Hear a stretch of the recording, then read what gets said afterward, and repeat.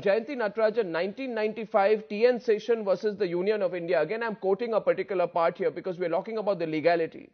It says that the provision that the election commissions once appointed cannot be removed from office before the expiry of their tenure except on the recommendation of the Chief Election Commissioner ensures their independence. This is the one thing which ensures the independence. Now, if your government, has a say, allow me to complete. If your government decides this person can be removed only if we say so, what is the independence of the Election Commission anymore?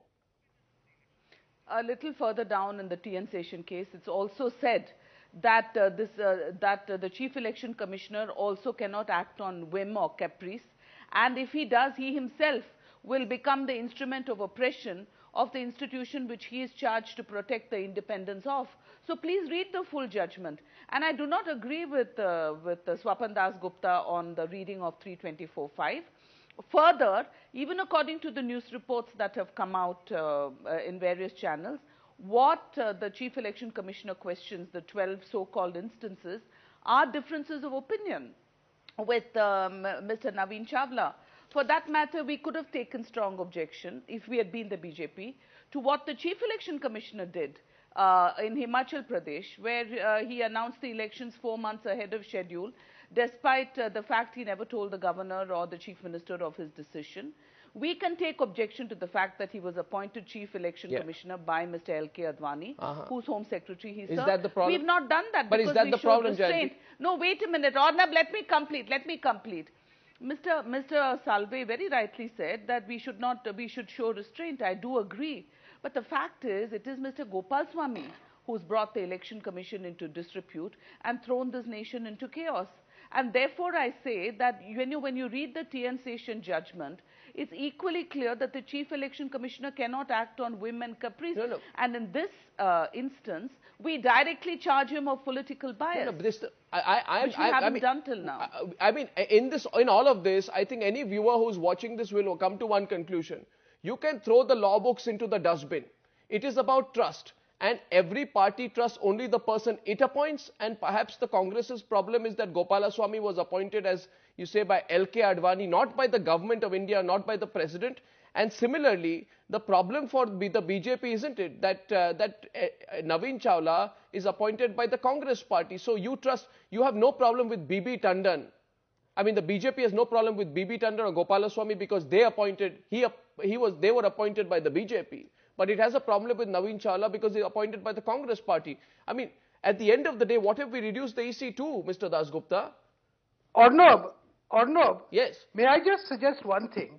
That I don't think, every government of the day has a very preeminent role in appointing election commissioners. So the BJP government then had to appoint election commissioners. So that's part of the game.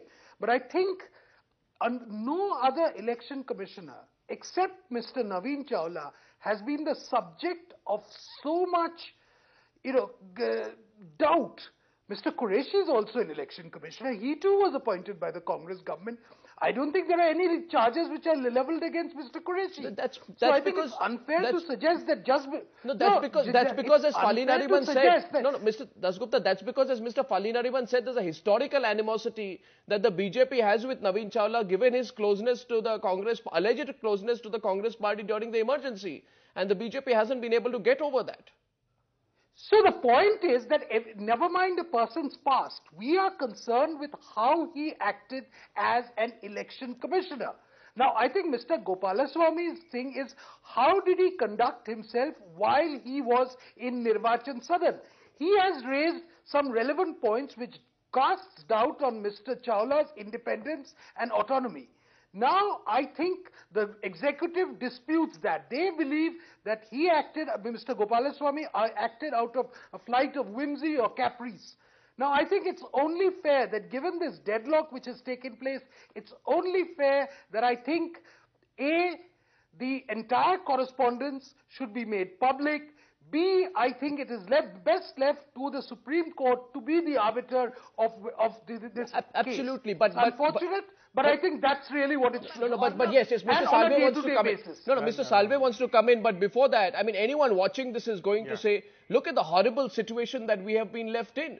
a situation where nobody trusts anyone within the election commission, when election commissioners are seen to be agents of political parties, where so far there is no respect that a political party has anymore for Nirvachan Sadan. After today, nobody can say that the election commission is beyond approach or reproach.